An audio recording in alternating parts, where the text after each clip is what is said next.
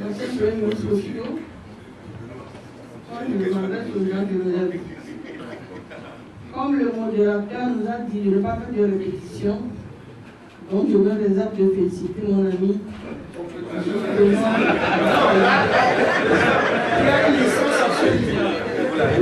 Je m'excuse pour mon absence et pour mon retard, mais tout médecin en retard est excusé d'avance. Quand tout à l'heure, tout le monde se félicitait de la libération du président Tandja comme étant une avancée de la Cour de justice de la communauté CEDEAO, moi, je suis sceptique. Il y a beaucoup d'exemples. Chaque fois qu'un chef d'État africain est indexé par une juridiction internationale, il y a toujours une solidarité. Nous avons le cas de Mugabe, du président Mugabe. Nous avons le cas de Omar el-Béchir. Nous avons le cas de Hissène Habré, la mollesse avec laquelle son dossier a été traité. Il a fallu qu'un président d'une autre génération arrive au Sénégal pour qu'on s'occupe de ce problème. Donc moi je pense que la libération du président Tandja est un non-événement. De toutes les façons, il y a toujours cette solidarité entre nous. Et je rejoins mon ami Fulbert quand il dit que tant qu'il n'y aura pas un état de droit dans nos propres pays, cette cour-là ne fonctionnera jamais. Tout à l'heure, vous avez dit que c'est un conseil judiciaire nommé par les États qui étudie les dossiers de ces juges-là.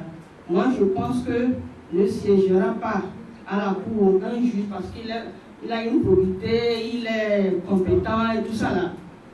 Et je pense que cette juridiction peut régler peut-être des problèmes économiques. On va leur dire qu'on paye leur telle indemnité, ceci.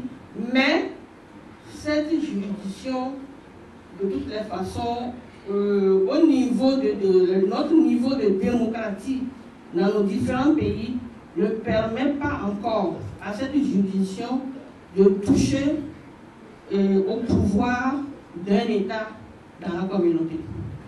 Et c'est pour ça que, pour que cette juridiction fonctionne normalement, nous devons nous battre pour que, effectivement, nos propres institutions en soient vraiment des institutions. Puisque nous avons des institutions qui ne fonctionnent pas.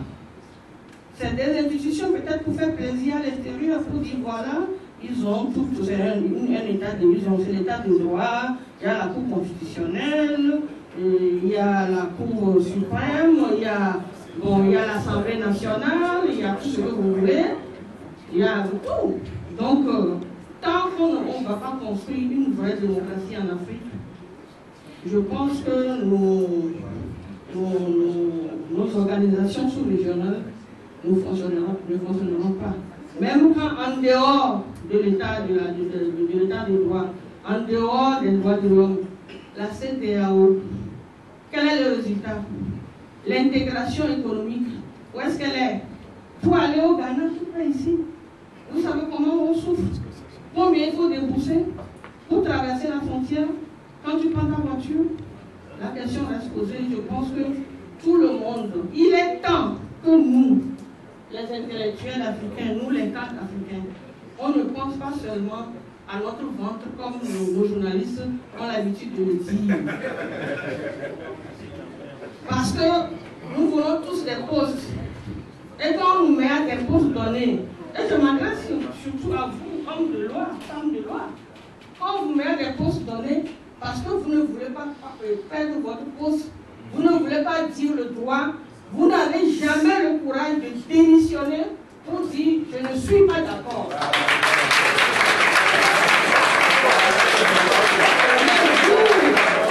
Le jour où quelqu'un aura le courage de dire « je démissionne parce que je ne suis pas d'accord », ce n'est pas le droit, ça va avancer. Merci. Merci.